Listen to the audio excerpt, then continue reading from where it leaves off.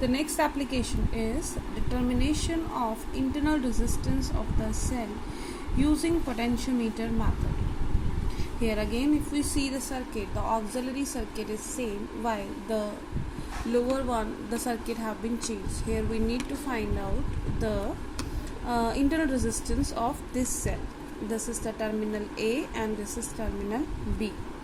First of all, what we will do, we will close the key K such that the constant current flows through the circuit and there is a fall of potential. Now on closing the key K, you can see here some current flows through this cell also. Adjust the position of jockey such that the galvanometer shows no deflection. In that case, this arm AEGJ1 consisting of no current.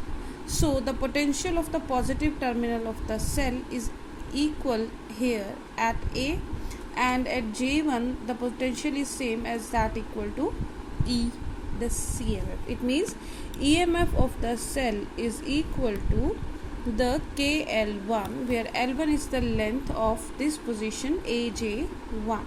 That is number 1. Now if we close the key K1, what will happen? This resistance, this circuit will draw some potential through this. In this case now, whatever is the potential is actually the terminal potential difference across the cell. So now on moving the jockey, let the position is J2 of length L2.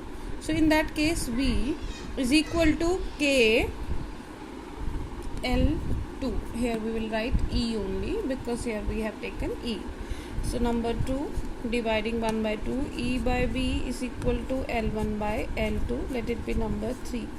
Now we know that internal resistance of the cell is given by E minus V by V into R as done in the previous chapter.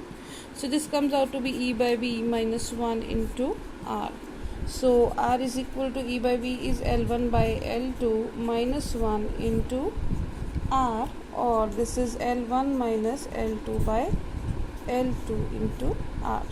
So this is the internal resistance. What is the step to keep in mind is, first when we close the key, the EMF across on moving the jockey J1, there is no current in the arm. So EMF across, this is the EMF which appears across AJ1. When we close key 1, this is the voltage which appears across AJ2.